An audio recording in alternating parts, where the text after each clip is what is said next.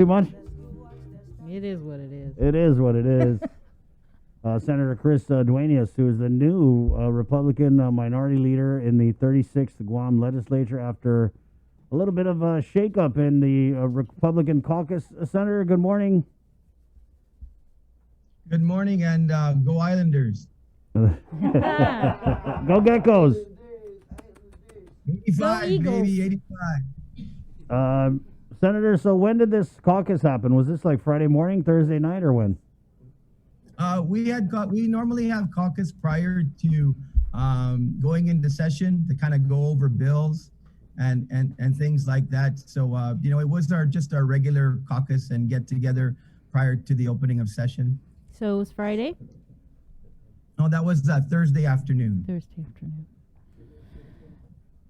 So we had all those Republicans on Friday morning, and they didn't say anything. Mm-hmm. Were all the Republican senators present?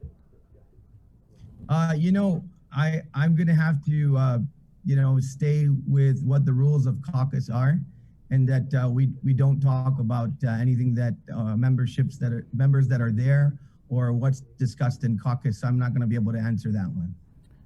So you can't say what members are there. Then who wasn't there?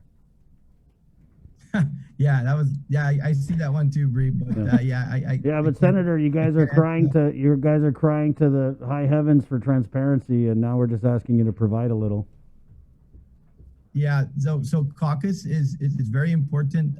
For caucus, you could ask each member, but caucus is something that you have to keep the integrity of. You don't talk about anything that takes place in caucus outside of caucus. Oh man, So you're saying that you can't talk about anything that happened within the caucus, but you can say what happened at caucus because clearly Senator Moylan was removed as a minority leader. So once again, thanks, Chris and Bree, for this opportunity. And the caucus is a dynamic, group of individuals. 7 very strong and very talented folks. And regardless of whether it's on the Democrat side or on the Republican side, the caucus exercises its will and its desire. And so when the caucus speaks, then results are announced. And in this particular meeting, the caucus decided that we would change hands in the minority leadership, and I believe that we announced what the result of that was, and so we're moving forward now to continue on with the mission that the Republican caucus has going forward, which I think you can see over the last several months is a very aggressive agenda, an agenda that includes economic recovery, an agenda that includes taking care of our hospital and our nurses, an agenda that includes fighting corruption, an agenda that includes making sure that the funds with regard to the Recovery Act are spent properly. And every member has had a hand in that. So I'm very proud of this caucus, and I'm humbled to lead it at this time. How many members were there? Bree, I am not going to give the roll call for caucus because they think that that's something that's not proper for me to do, and would be my first mistake of being a minority leader to give the roll call for caucus, because caucus on the Democrat or Republican side is something that the sanctum of the caucus is something that's always has to be protected. If you break that, then basically the caucus then is not is not operating properly, and you will lose trust immediately. Let me just read this statement from Senator Moylan, because I don't know if he got the memo about the sanctity of the caucus. As of March 18, 2021, I am no longer the minority leader of the 36th Guam legislature. While I believe that the reasons which led to the decision were unwarranted, I respect the will of the majority within the caucus. I serve the people of Guam, and I will continue to serve with honor, as I did in the previous legislature and as I have since I took the oath of office on January 4, 2021. We have many serious issues to focus on, and these latest developments will in no way or manner hinder our efforts. Let's get Guam moving. So while I believe that the reasons which led to the decision were unwarranted, I respect the will of the majority within the caucus. That kind of sounds like he's gushing on the caucus. No, I think I don't want to. I'm sure Senator Moylan is going to speak eloquently for himself. Right. I think that his sentiments, is what he will explain. But I think that it's a proper statement to make the announcement that there's been a change in leadership, and certainly if those are his feelings, then I'm going to let him express those feelings. But I don't see that as a breach of caucus. I see that as him as an individual representing what he believes. But I also believe there is so much positive in what he says about moving Guam forward, about respecting the will of the caucus like we all do. I may not even be here tomorrow. I may be here for a week. I may be here for the rest of the term. I will respect the will of the caucus, whatever the desire is going forward. But in the moment that I hold this responsibility, I will do it with fidelity and every fiber in my body. Okay, so that was Senator Moylan's statement, but this is yours and the press release from your office regarding what happened. And it says Republican senators of the 36th Guam legislature are changing hands in leadership to allow for greater focus on collective legislative initiatives and to support those who have expressed interest in higher office. So is this one of the reasons why he was, I guess, removed? Is because he is seeking a higher office? I think I might have discussed this with you, Chris and Bree and Jason on a different show. I expect probably no less than 2 members of this caucus running for governor, maybe as much as 3.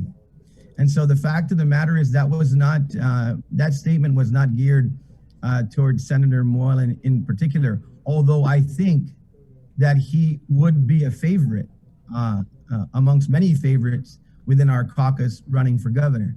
So I will just leave that where it is, because I don't think it's any secret on Guam right now, because as I go around, regardless of now being the minority leader or just a member of the caucus, people are constantly bringing up names that I know you may have heard before, of individuals within our caucus running for governor or maybe possibly being a lieutenant governor candidate. And so we are going to have a very strong team or teams running against Adelu, against the Leon Guerrero Tenoro administration for Adelu in 2022. And I believe there's no question between 1 and 3 members of this caucus will be a part of a gubernatorial team. So we heard Senator Frank Blas Jr., right? And then we also had asked Senator Moylan, I think his first interview on this show was, we asked him, hey, so what's the deal? Are you running for governor? People keep saying it. He was really like coy about it, right? Mm-hmm. Yeah, he was kind of like, oh, I don't want to say like, I mean, not really like that, but So as you know, any campaign is extremely dynamic, but a gubernatorial campaign is something that the team wants to guard, and they want to roll out a campaign in a very deliberate process. Dropping your name to run for governor, I've never really heard a governor announce during a regular interview, and I respect exactly what you folks do. I respect the media. I enjoy speaking to the media, but I just don't know that any gubernatorial candidate would announce that way. I think that there's so much that goes together in putting together the organization. There's so much that goes together with getting village leaders activated. There's so much that goes to building a gubernatorial campaign that every announcement that I've been a part of has been a really large rollout with lots of people, lots of family, lots of friends, lots of food, lots of fun. And so I think that the 1 or 2 teams or maybe more teams that will announce on the Republican side are going to do it with much fanfare and much fidelity. What about this sentiment that, oh, you guys knife Moylan because Eddie Calvo is going to run again, and that was what the reason was? I want to kill that right here and now. And I want to tell you that with all of the folks that I've talked to within the Calvo, a camp, because Eddie Calvo was extremely successful in his 2 terms, and the people that have served Eddie Calvo are very, very loyal. Till today, they greet each other consistently. A lot of us get together and still have a drink, break bread together. And I can tell you that there is absolutely none of that. We are united. We want the Republicans to win. That is our job, and there is absolutely nothing to that. Whomever ascends from the primary election going forward that's coming up in 2022 will be fully supported by the Republican Party. I can tell you that. You say you guys are united, but with something like this, there are people in the community who are saying, what's going on with the Republicans? Whatever happened to unity within the Republican Party in the legislature? I think that if you just see the initiatives that we've introduced, if you just see the support that we've given one another on the floor, if you see the public hearings, they are dominated by Republicans. If you go through right now on the legislative website and you see almost every hearing that is held, there is a majority of Republicans at those hearings. There is a majority of Republicans on the floor that almost speak on almost every bill that is introduced and discussed, whether it is across the aisle or most especially when it's a Republican bill. So I think that this, as far as I'm concerned, smooth transition of working with the team will demonstrate also that we are united and we will be united going forward. What would be, I guess, the reason why, and it doesn't matter what legislature, but what would be the reason why a minority leader would be removed? I think that the most important thing is that caucus makes decisions based upon what they believe is in the best interest of moving every member forward. And what I would say is that as a team, we always need to keep in mind that everybody's interest is represented. And so the caucus does what it does, I believe. Every caucus that I've been a part of, with Minority Leader Frank Blas Jr., Minority Leader Tony Ada, who's served absolutely, both of them served very well and were very effective. That the common interest that is expressed is what the caucus is all about. And so I believe the caucus speaks when it needs to, when it wants to continue to keep the mission of the team moving forward with all members on board. So it wouldn't be because someone's planning to run for higher office. That wouldn't be a legitimate reason. The caucus is going to fully support every member, first and foremost, with this legislative agenda. And going forward, we are going to fully support those individuals seeking higher office and the eventual nominee to take Guadalupe. Senator Duenas, what was up with that resolution that you guys had? Because I heard that it had something to do with this resolution. I mean, you hear a lot of things. But this resolution was the one that you guys had tried to introduce where it would have given the Republicans their own legal counsel, and it would have done something with the executive director, Carlo Branch. What was that again, Bree?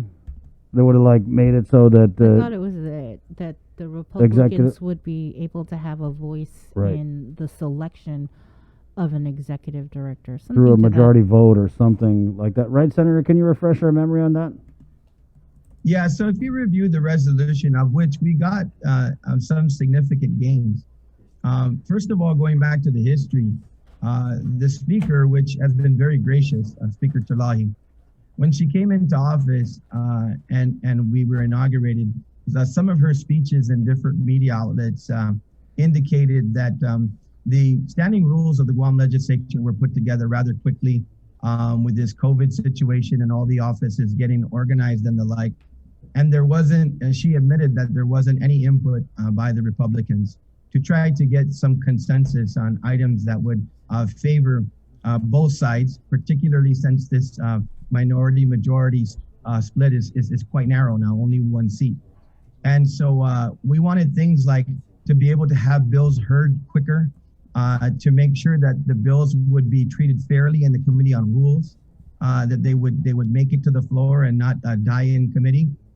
We wanted to make sure that yes, there is a desire to make sure that all attachés and all of the executive positions within the legislature are subject to the body, basically just being accountable to the body and not particularly just the majority.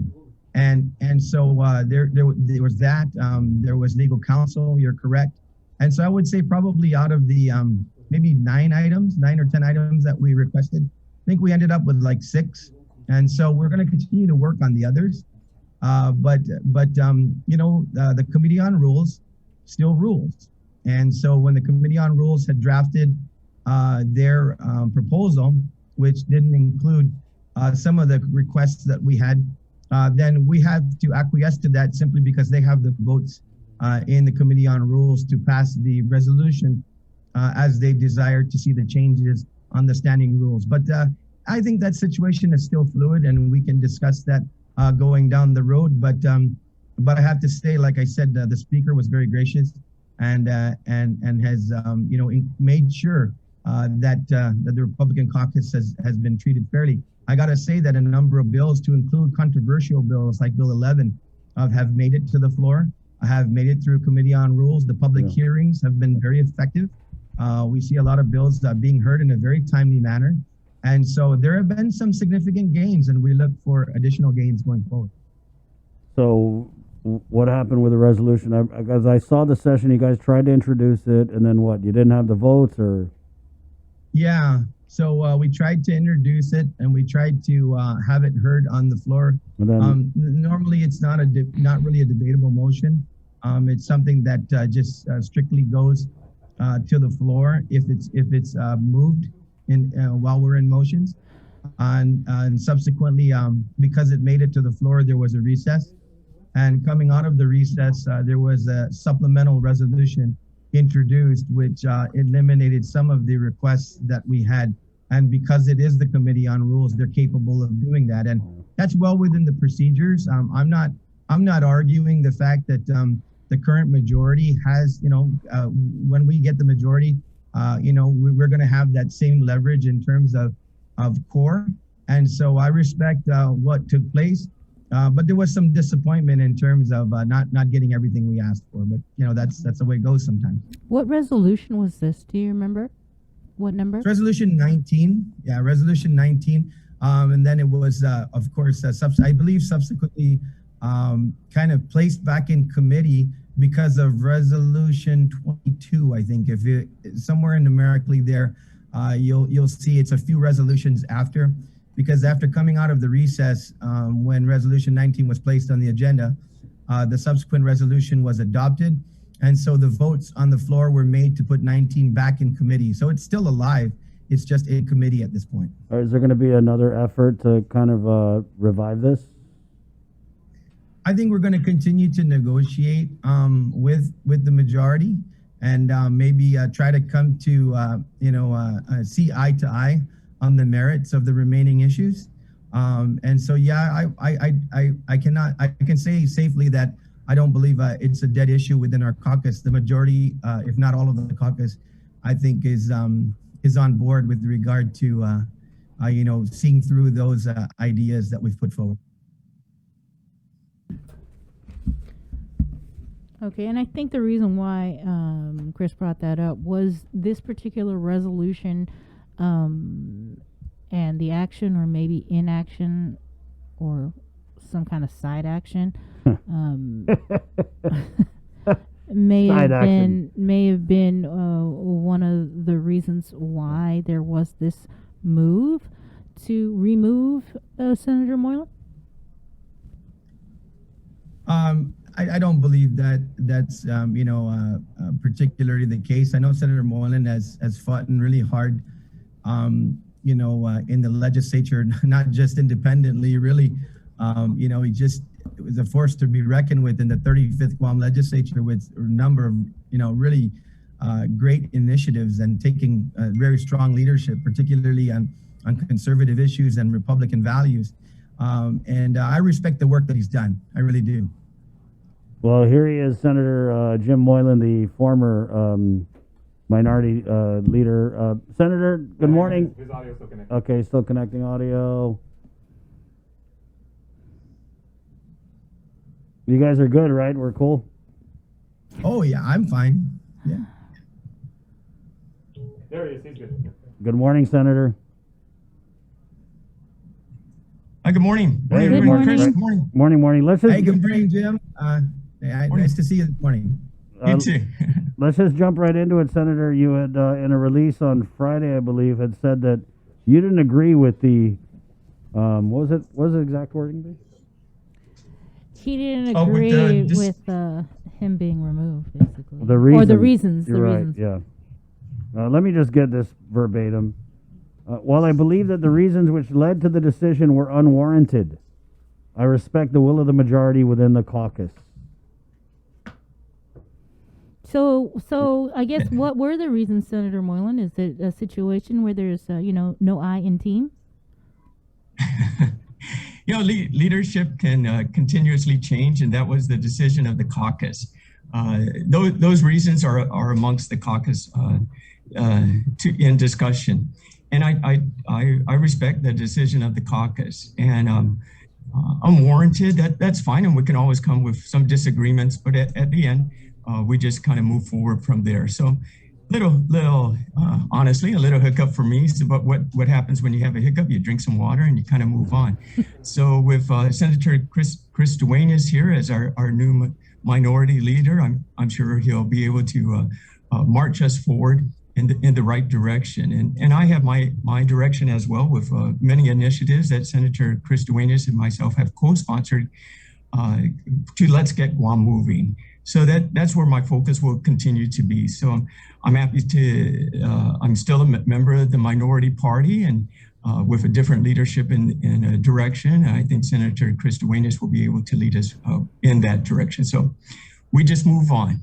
So no hard feelings. Really real, for real. Yeah, no, I think, Chris, don't we have that happy hour coming on up?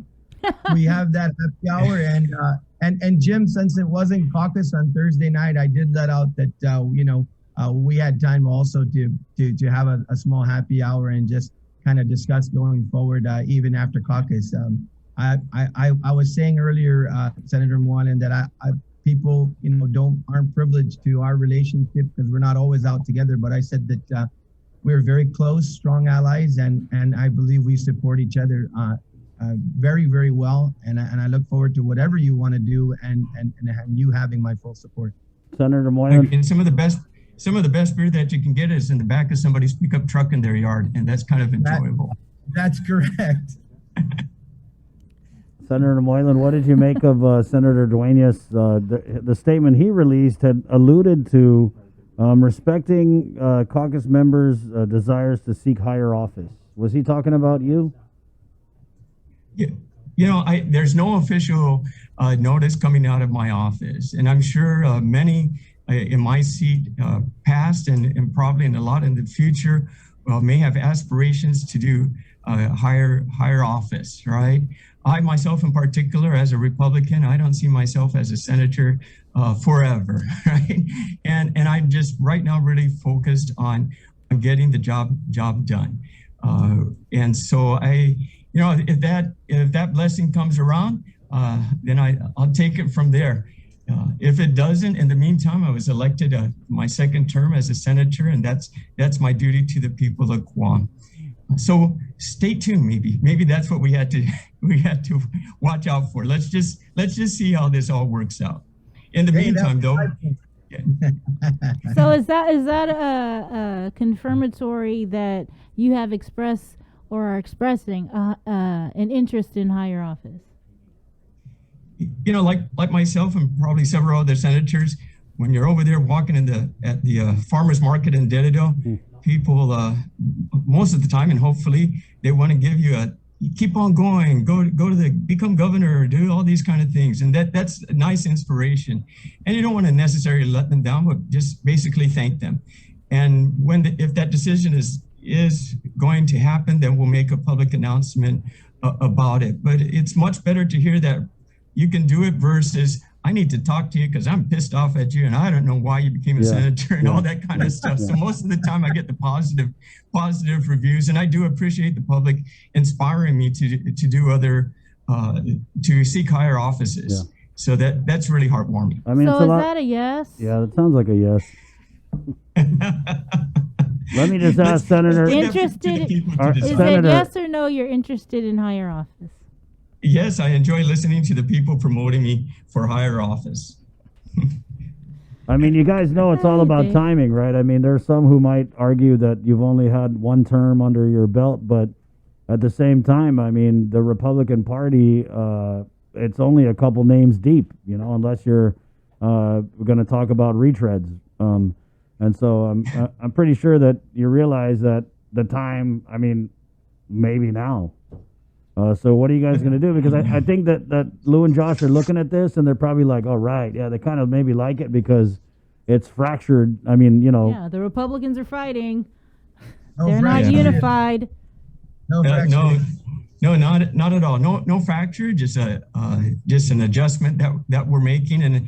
And you're right, Chris, there that the Democrats have announced, in fact, on the first Labor Day picnic down at Ipaw Beach, when I went down there in 2019, the governor did announce on the stage at that point 4 more years, which it's not even 1 year since he got elected. We know the governor has had a few fundraisers and building her war chest, and that she should do. So the intent of the current administration from day one has been, of course, to do right, but in addition, to get reelected for a total of 8 years. The Republican Party definitely will come behind their candidate, who that will be. We need to work that out as a team, and with my caucus and I and the Republican Party itself, we will come up with a very strong team to ensure the checks and balances are made. We have $660 million. Add that to our current existing general fund. That total budget will be over $1.23 billion, and more money is going to be coming in through the island. I recently issued another measure to ensure some checks and balances on that happens. We just got that report, which I appreciate Chris and Bree for you guys to making the public aware of. But we're talking about an annual report that's for sole source procurement and emergency procurement process that we saw questionable purchases of. My bill introduced says, why are we only having this report done once a year? It should be done quarterly. Our transparency needs to be improved.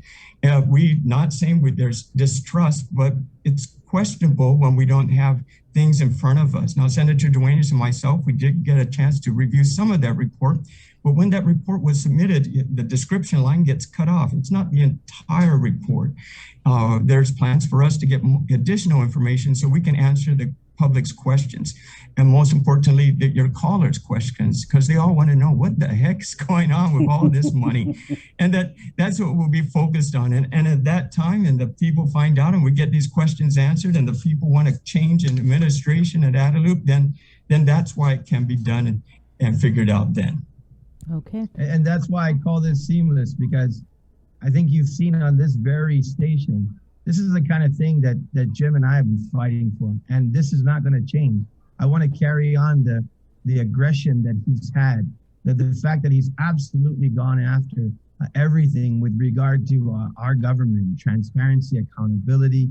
He supported me 1,000% on Bill 11, which really is an instrument also, combined with the many efforts he's put forward now to create that transparency. And I know Jim well enough, and I've got to know him well enough now to say that this will not change. This will be the Jim and Chris that you're going to see going forward. Mm-hmm. I'm glad you brought up Bill 11, because that was something that the Republicans, when they were on last week, were talking about this procurement report is all the more reason that Bill 11 needs to be revisited, and possibly, if you can get enough support on the Democrat side, to push for an override.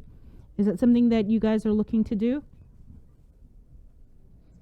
I Senator, yes, and Senator Duenas certainly has my support for that as well. And what we're learning also is that the governor is doing her best through legal channels to break the legislature away from their oversight into this money coming in. I think the governor is looking at every opportunity to block the legislature oversight and the transparency into this money. And that's why the scare with Bill 11 and the veto power that we have to override her on that decision. We're not eliminating the authority of the governor. We are just asking for transparency so we can put our 100% backing behind the leaderships to help our island grow in the economy so we can get back on our feet. That's the objective of Let's Get Guam Moving. And I'm hoping the governor can understand that. And the Republican Party is here to help, not here to distract. We're united and we're going to move forward. So I think that's the message. Chris and I have had a few beers over to win an agreement to make sure things happen. And you Absolutely. know, just last week, though, the governor in an interview with Peter Santos said that everyone's talking about 661, but it's looking more like 610 million. I'm not sure if you guys heard that. We're going to play the interview later. Sure. Also, what time is session? But 10 o'clock. It's 10 o'clock, yeah, but I really want to dovetail on what Senator Moylan has said, because I've asked for a meeting with the caucus this morning because breaking news, we just found out, and I believe we're gonna join the speaker and the majority to enjoin in a current court case that is in the Supreme Court. And what the governor is trying to do is basically say that the quarantine and those issues associated with the quarantine are inorganic, the way that they're operating it. She has had a number of defeats in the court on her quarantine powers, and many people have been released after having taken the administration and public health to court. And now it looks as though the filing from the administration is that, we were using the Guam law power to counter what these basically the plaintiffs have been going to the court, and the court's been ruling in favor of those to get out of quarantine. But now they just say, okay, forget it. We don't have to follow that rule because that law that was passed in the legislature, it's inorganic. This has implications for Bill 11. This has implications for the entire Chapter 19 on emergency powers. And so Jim and I have discussed this a little bit. I'm going to discuss it with the rest of the caucus. He's expressed support for the legislature to enjoin on this case and to oppose the governor's position. And once again, that's the unity we have. Is that a new case, or was this the one that was supposed to go before the Supreme Court about a week ago? It's pending, but we've only been recently asked to take a look at it. And it's appropriate, Chris and Bree, because the fact of the matter is these are the laws of Guam. This is what's being argued, the laws of Guam. And who promulgates the laws of Guam? The legislature. And so we should absolutely be down there and saying, no, we defend Chapter 19. We defend the law that was passed on Guam. We respect the governor's power, but we also respect the legislature's power. And the legislature has the power to legislate. And it is not an inorganic law. It is durable. It was passed over 2 decades ago. I think many legal minds back then, Jim, probably even better than the legal minds we have today, or as good, and they saw fit. That made it through the legal bureau. That made it through every process to be passed into Guam law. And as far as I'm concerned, I will always stand up for the legislature. All right, we got to run. Thank you. Thank you very much. Thank you, senators. You're welcome. That's Bye-bye.